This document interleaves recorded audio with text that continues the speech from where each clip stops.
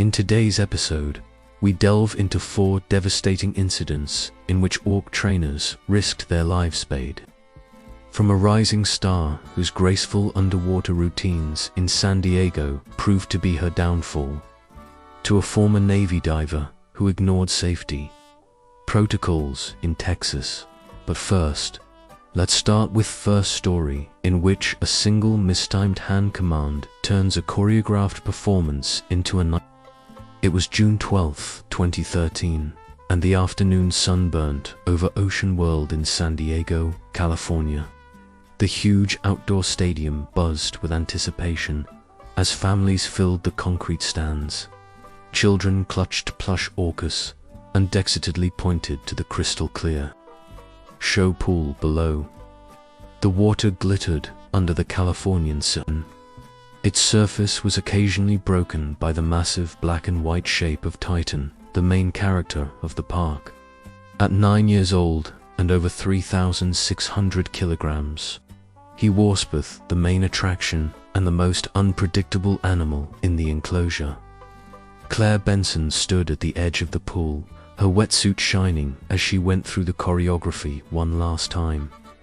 At 27, she was the rising star of Ocean World, promoted faster than any other trainer in the history of the park.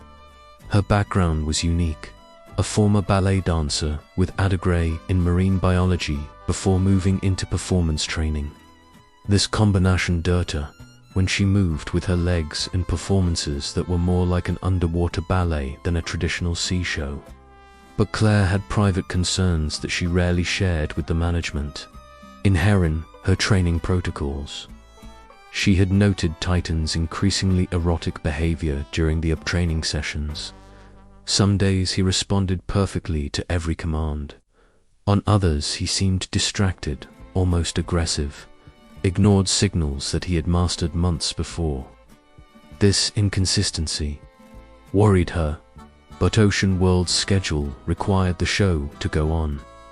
The stadium held 1,800 that afternoon people, mostly families on summer vacation. The show was the main attraction of Ocean World, a 45-minute spectacle with synchronized swimming, high-speed pursuits and Titan's famous maneuver, a jump from over 6 meters height. Wicklets of water poured over the front rows of enthusiastic spectators. Orcas, also known as killer whales, are actually the largest members of the dolphin family. In the wild, they are apex predators, capably known to hunt great white sharks and even blue whales. Adult males, such as Titan, can reach a length of up to 8 meters and weigh more than 5,400 kilograms. Their intelligence is comparable to that of great apes. They have complex social structures and communication systems that scientists are still trying to decipher. In captivity, however, this intelligence can become problematic. Orcas are known to exhibit ranging from playful mischief to calculated aggression, often triggered by stress, boredom or confusion. The show began flawlessly. Claire glided along with Titan through the water. Their movements were perfectly synchronized, while music echoed through the stadium. The first 20 minutes went exactly as rehearsed. Titan responded to every hand signal, every whistle, every subtle change, and the audience cheered as he catapulted himself into the air. His massive body seemed to hover in the air for a moment before crashing back into the pool. 10th signature sequence, a complex choreography in which Claire signaled Titan to dive deep to the surface directly beneath her and dramatically drop her about 4.5 meters out of the water. Claire raised her right hand and gave the dive signal. But in her concentration on the energy of the audience, she raised her hand 3 seconds too early. Titan, who already had started to dive, had suddenly lost the rhythm of the choreography that he had practiced hundreds of times. Claire immediately realized her mistake and dove towards Titan in an attempt to reorient him. Anto saved the sequence. She swam directly towards his head, her hands outstretched in the correction signal that they had practiced countless times in training. But Titan interpreted their quick approach differently. For him, class's sudden disappearance seemed like the beginning of a game that she summoned to mesmerize training sessions. His massive jaws opened slightly, and he moved approaching them with the gentle precision he normally uses when carrying toys or interacting with trainers while playing. His teeth, each as big as a human thumb, closed around CL's upper body just below her ribcage. The pressure was instant and overwhelming. The wetsuit was compressed, then torn. Ribs broke with a crack so loud that you could hurricane over the music in the stadium. Titan began to descend, taking Claire with him down to the 10.5-meter deep pelvic floor. The audience initially thought it was part of the show. Some applauded, even assuming Claire's slack posture was meant for acting. But the coaches knew immediately that something had gone catastrophically wrong. Emergency protocols should have been implemented within seconds. But the confusion about whether this is a planned process or an accidental delayed the reaction by almost 2 minutes. Titan reached the bottom of the pool and let go of Claire, but she was already unconscious. Her body floated limply in the water while he circling her and occasionally poking her with his rust. Then, without warning, he grabbed her again and shot with her to the surface. Titan rushed up from below, grabbed Claire and hurled her violently over the surface before pulling her underwater in a violent whirlpool of water and blood. Water splashed over. The first 10 spectators came in. Children screamed. Parents grabbed their families and began to run towards sexes. But Titan wasn't finished. He dived again, this time with Claire in his mouth, and brothed them into the deepest part of the pool. Emergency teams triggered the release devices, threw bait into the water, and closed the control gate. But Titan avoided everything, guided by the same instinct and intelligence that make orcas top hunters in the wild. 4 agonizing minutes, he held her, occasionally bringing her to the surface, only to be confronted again with her when the trainers finally managed to rescue to using emergency protocols, food, rewards, and several carers. Titan Claire had to separate them for the next 10 minutes, repeatedly pulled underwater. Surfaced with her only long enough for her to survive, but never long enough to catch her breath. Paramedics tried to resuscitate her for 45 minutes, but she had drowned long before she could even be rescued from the water. The official cause of death was drowning, although the injuries from Titan's first bite were fatal even if rescued immediately. World was immediately faced with lawsuits from CL's family, who accused the park of have ignored repeated warnings about Titan's erratic behavior. Internal documents showed that Claire had submitted 3 separate incident reports in the months before her death, in which she described changes in Titan's behavior during training sessions. The case was settled out of court for an undisclosed sum was settled. Titan was removed from public appearances, but remained at Ocean World. The park stated that he was too psychologically damaged to be relocated, and too dangerous to continue. He spent his remaining years in a smaller holding basin, shielded from the public until his death from kidney failure in 2019. But it would not be the last time a coach paid with his life. Marcus Hale believed his Na'vi diving experience would protect him as he entered Luna's pool alone.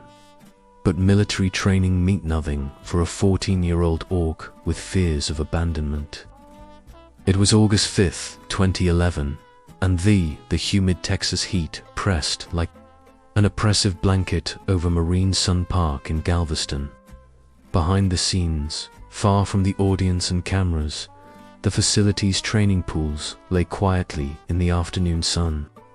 The main pool for the performances reflected the cloudless sky. Its surface was occasionally illuminated by disturbed by the massive figure of Luna, a 14-year-old female orc who has been heard not performed in public for over a year. Marcus Howell stood at the edge of the pool and went through his notes. Luna's morning session at 34. He was the most experienced trainer at Marine Sun, a former Navy diver who, after 2 deployments in the Persian Gulf, switched to working with marine mammals. His military background gave him a self-confidence in dealing with large, potentially dangerous animals, which other trainers found both impressive and disturbing. Marcus believed in direct contact, in a practical training method that was increasingly being abandoned in the industry. Luna was removed from the shows, where she showed ownership of a trainer during a routine meeting and refused to let go until emergency protocols were activated. Since then, she has undergone behavioral rehabilitation, but progress was slow. The park's new policy required so-called protected contact training, working with the animals across barriers or from the edge of the pool, without direct water contact. Marcus had opposed these changes and insisted that this relationship with Luna requires physical contact to be effective. The training facility was almost empty that afternoon. Most of the employees had already gone home. Only Mars and a small emergency crew stayed behind to carry out the evening feeding. Luna drifted in the middle of her tank. Her massive dorsal fin sliced through the water as she circled lazily, with a length of 6 meters and a weight of almost 4,100 kilograms. It was smaller than male orcas, but by no means less powerful. Orcas are highly social animals with complex emotional needs. In the wild, females like Luna spend their entire lives in their family groups, developing complex relationships and hierarchies. In captivity, this social structure is disrupted, often leading to psychological stress and disruptive behavior. Luna was previously used intensively for breeding programs and had 3 calves, all of which were transferred to other facilities. These separations had caused her what several behavioral researchers call attachment disorders. She developed strong bonds with individual trainers and responded aggressive when these relationships were disturbed. The last entry in Luna's training log described unexpected refusal to let go reaction, something that Marcus downplayed as capriciousness. Marcus worked with Luna for 3 years, longer than any other trainer in the facility. He understood her moods, preferences, and triggers better than anyone else. But he also had a tendency to humanize, treating her more like a large, intelligent pet than a wild predator that without malice could kill. That afternoon, Marcus made a decision that would cost him his life, despite explicit instructions to follow the protected contact protocols.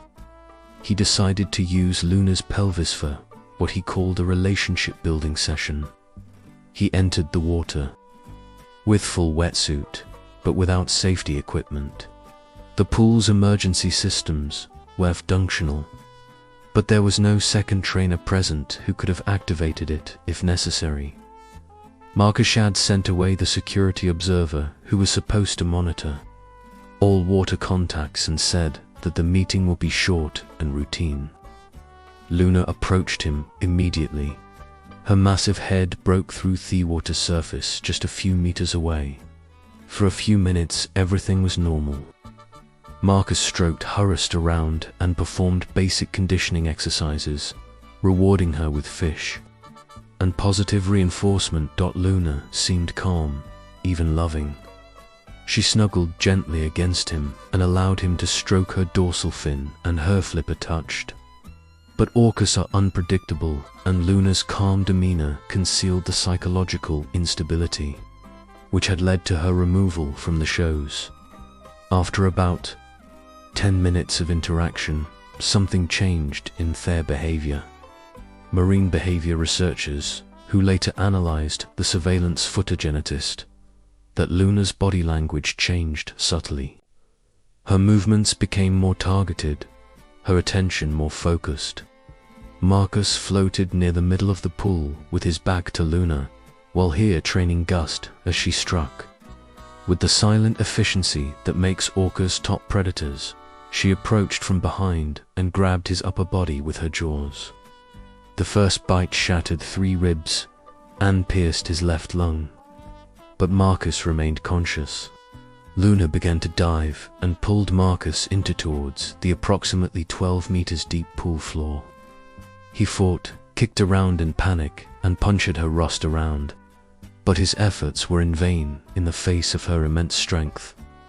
She held him for almost 3 minutes long underwater before she surfaced. Marcus's body remained firmly in her mouth. Instead of letting go, Luna with what marine behaviorists call object play, a behavior in which orcas manipulate objects in her environment for entertainment or stimulation. She threw Marcus's body into the air, caught him again, and dived again. Each impact broke more bones and caused massive internal injuries. The security officer monitoring the facility's cameras noticed the disturbance and activated the emergency protocols. But Luna did not respond to the recall signals and food rewards, which usually lured her to the edge of the pool. For over 10 minutes, she continued her deadly game, diving alternately with Marcus's body and brought him back to the surface. Since there were no other trainers on sit and only one guard was monitoring the security cameras, several long minutes passed before help arrived, and even longer until someone could intervene. When Luna finally released Marcus's body, he had been underwater for almost 15 minutes. Paramedics tried to resuscitate him for over an hour, but he suffered massive blunt trauma to his chest and abdomen and also drowned. He was found at the scene of the crime. The Occupational Safety and Health Administration (OSHA) immediately initiated investigation and ultimately fined Marine Sun Park $75,000 for had not enforced its own safety protocols. Marcus's family filed a lawsuit for negligent killing, claiming that the park had created a dangerous work environment by tolerating rule violations.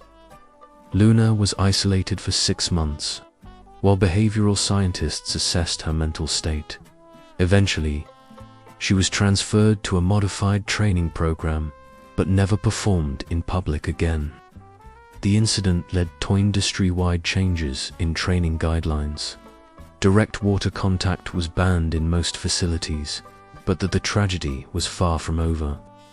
Jennifer Lai believed that the darkness of an evening performance would performance additional drama. Instead, she created the perfect conditions for a deadly miscommunication. It was March 14, 2010, and the sun had already set hours ago above the Pacific Marine Theater in Orlando, Florida. The facility's famous evening show was about to begin and transformed the demonstration pool into an underwater light show that attracted tourists from all over the country. Colored lights illuminated the water from below and created an ethereal, blue-green glow that illuminated the massive figure of Blaze. An 11-year-old male orca appeared almost supernatural as he glided through the depths. Jennifer Lai stood at the edge of the pool and adjusted her wetsuit one last time before the show began. At the age of 29, she was one of only 2 trainers available for the evening performances of Pacific Marine UA Certified. An award that reflects months of specialized training and an impeccable safety record. Her background in theater made her the ideal choice for the program. She understood timing, choreography, and dramatic elements that made these evening shows so popular with the audience. The evening performance was Pacific Marine's most ambitious production. A combination of live performances with animals, synchronized lighting, music, and special effects.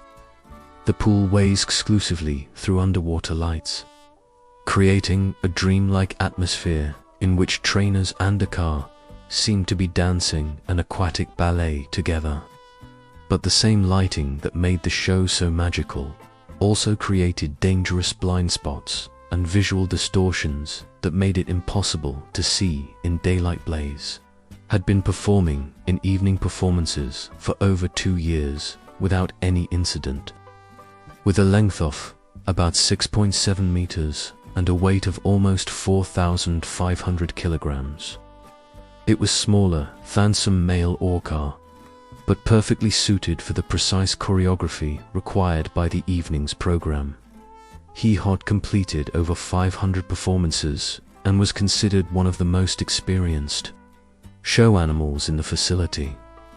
The theater was filled with 2,200 spectators that evening, mostly adults who had come specifically for the performance was presented as a more challenging alternative to the timely-friendly daytime programs marketed with complex choreographies and dramatic lighting effects that created a mystical atmosphere. They rely heavily on echolocation to orient themselves in their environment. They use sound waves to create detailed mental maps of their environment.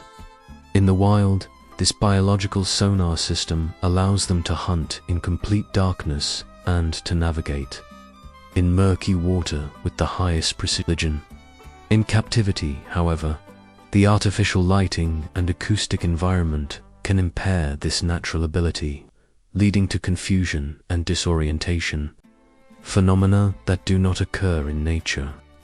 The underwater lights used for the evening shows and spectacular for human spectators look can create glare and shadows that significantly reduce the spatial awareness of an orca. Show began with Jennifer entering the water while Blaze performed a series of elegant diving maneuvers along the edge of the pool. The underwater lighting cast changing patterns on the trainer and animal, so that seemed as if they were floating through space rather than swimming in a concrete pool. The first 30 minutes passed flawlessly. Blaze responded perfectly to Jennifer's hand signals and positioning signals. The fatal sequence began during the climax of the show, a choreography in which Jennifer was in the middle of Benson while Blaze performed a series of high-speed passes around her. The light was soprogrammed to follow Blaze's movements, creating dramatic shadows and light accents as he did it.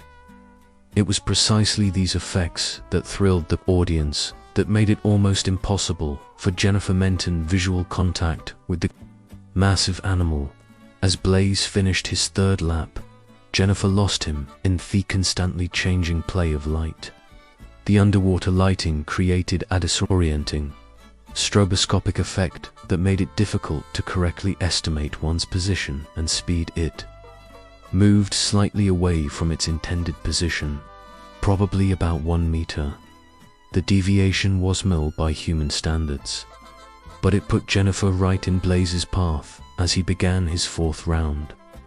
Jennifer raised her left hand to give a position signal, a hint to Blaze to slightly change his trajectory, but with the underwater lighting and Jennifer's changed position, Blaze used the gesture as a signal for a back ride, a routine in which he appeared directly under a trainer and lifted it out of the water on his back.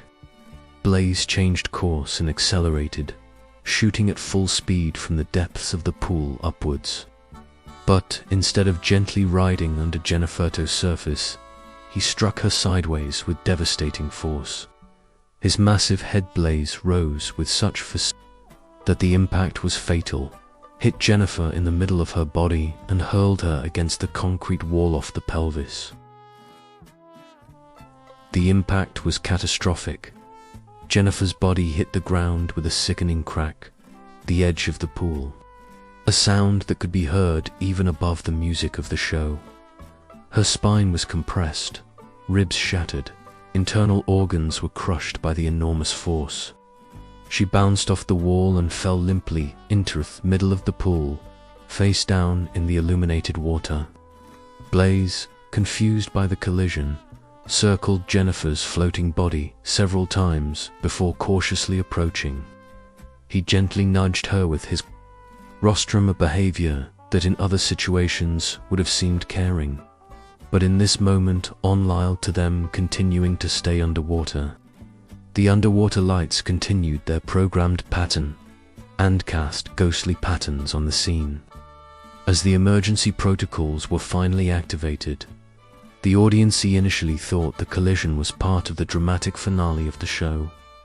Some even applauded in the assumption Jennifer's motionless activity was a theatrical effect. But the other trainers immediately recognized that something had gone catastrophically wrong. Emergency lighting flooded the pool area while the staff tow activate the safety equipment. It took almost 4 minutes until Jennifer could be rescued from the water. Blaze had drifted to the middle of the pool and blocked access, so the rescuers had to wait for an opportunity. When the paramedics finally reached them, she had already been underwater for over 6 minutes. Her injuries were devastating. Resuscitation began immediately, but it was obvious that she had not survived the initial impact. At the scene, she was pronounced dead. The autopsy revealed that Jennifer suffered massive internal injuries as a result of the first collision with Blaze. Her injuries included a severed backbone, a torn liver and spleen, as well as several broken ribs that had punctured both lungs. The Pacific Marine, the shore, immediately suspended all evening performances until a comprehensive security review has been completed. Studies showed that the lighting conditions caused visual impairments for both Theboth, the trainer, and the animal, circumstances that were not covered in the previous safety protocols been sufficiently considered. New guidelines were introduced that required improved lighting systems and adapted positioning procedures for all evening shows. Blaze remained part of the show program, but was allowed, however, they only occur during daylight hours. The facility invested over $2 million in modernized lighting systems and security devices. Before, 6 months later, evening performances took place. Jennifer's family waived legal action and accepted an agreement with the venue's insurance company. However, environmental factors were not always cause. Sometimes the danger came from the deep. Emotional bonds between trainers and their animals, bonds that could cloud judgment at the worst possible moment. Daniel Ray had worked with Echo since she was rescued as a calf, but it was precisely this relationship that would ultimately cost him his life. It was October 2012, and the early morning fog hung low over the Coastal Aquatic Center in Jacksonville, Florida. The facility wasket, only the most necessary personnel were present for the preparations. The hours before the arrival of the first visitors began. In the main pool, Trebo, a 16-year-old female orca, peacefully near the water's surface. Her huge form barely broke the mirror-smooth surface as she waiting for her daily training session. Daniel Ray arrived at the center shortly after sunrise with his usual coffee in hand and the detailed training notes he made for each session. At 42 years, he was the most experienced trainer in the facility, with over a decade of experience working with marine mammals. But his relationship with Echo was different from that with any other animal. He was part of her rescue team and had cared for her daily for almost 16 years. Echo was born in 1996, was found stranded on a Florida beach, severely malnourished and separated from her school. Daniel, then still a young assistant trainer, had been assigned to her nursing team and had spent countless hours time getting her back on track. As she grew, Their relationship deepened in a way that other employees both remarkable and disturbing. Daniel treated Echo less like a show animal and more like a beloved pet. He often even spent his free time at the center just to be near her. The morning training session served as routine preparation for the afternoon performance. Echo was Tophemus choreography, a complex sequence of jumps, dives, and synchronized swimming, which had made it the most popular attraction in the center. But Daniel had decided to bring back one element which had been removed from the program over a year earlier for safety reasons. The exercise consisted in that Echo performed a series of quick jumps through the water surface, while Daniel was on a platform which was only 1 meter above the water. The timing required perfect coordination. Echo shall jump out of the water exactly when Daniel gave the verbal signal to create a dramatic momentum which trainer and animal appeared to dance together in the air. However, the exercise was cancelled after several near collisions where Echo's trajectory was dangerously close to the platform. Orcas form complex social bonds that last a lifetime. In the wild, these relationships are crucial for hunting, protection, and the rearing the young. In captivity, Orcas often transfer these intense social needs to their human caregiver, which can become problematic when the animals reach their full size. Echo's bond with Daniel was particularly strong. She became restless when he was not present and often refused to cooperate with other trainers. This emotional dependence, however touching it may have seemed, led to dangerous situations where normal safety protocols were ignored for the sake of the relationship. Daniel stood on the platform while Echo waited in the pool below. The second trainer, who led the session, was supposed to monitor, was late, but Daniel decided to go ahead anyway. He had done this exercise with Echo, had already performed this hundreds of times, and trusted their connection completely. He gave the verbal signal, a sharp whistle, followed by Echo's name in a specific tone. Echo reacted immediately, dived deep. Anton shot to the surface with the explosive force that makes orcas such impressive predators. But something was wrong with the timing. Instead of jumping out of the water safely away from the platform, she shot straight towards Daniel's position. Her massive head hit the platform with enormous force, shattered the fiberglass structure, and hurled Daniel into the water. The impact broke his left leg at 3 places and dislocated his shoulder, but he remained conscious as he fell into the water. Echo, startled by the collision and destruction of the platform, began to show the game behavior that was already evident in previous incidents had been documented. She gently grasped Daniel with her jaws and began to hurl him through the water, a behavior that orcas have with toys and objects in their environment. For Echo, this was probably an extension of her usual interactions. She had no understanding that Daniel's injuries made this game deadly. Every throw caused further injuries, broken ribs, and caused massive internal bleeding. The second coach arrived just as Echo was carrying Daniel to the deepest part of the pool. Emergency protocols were immediately activated, but Echo was completely in game mode and ignored their call signals that would normally have brought her to the edge of the pool. For almost 8 minutes, she continued her lethal game, dived with Daniel's body and brought him back to the surface. When the rescuers finally, they were separated with the help of food stimuli and several carers.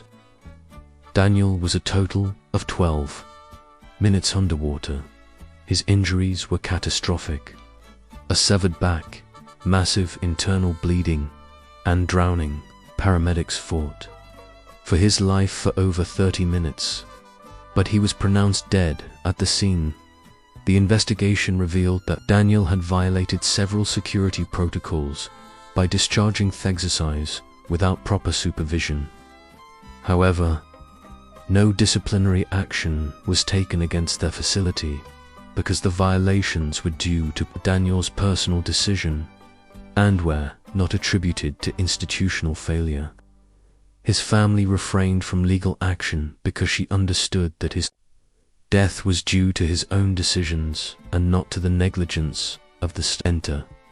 Echo was temporarily removed from the show program while behavioral experts completed their psychological conde.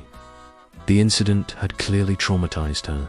She refused, toe eating, and withdrew, no longer responding to other trainers. When she finally entered the program, new regulations required that at least 2 trainers be present at each interaction event with routine care and feeding. The Coastal Aquatic Center conducted comprehensive changes to his training programs and eliminated all exercises where trainers were within reach of the animals. In addition, the psychological evaluation of coaches became mandatory, especially when there was excessive emotional attachment to the animals, recognizing that such relationships, however well-intentioned may be, can endanger the safety of both humans and orcas. Thanks for watching. Especially when you think you understand these majestic animals, you remind us that behind their intelligence lies thorough power of an apex predator. We're just getting started. Click stay tuned for the next video for more stories that show why you should never underestimate predators and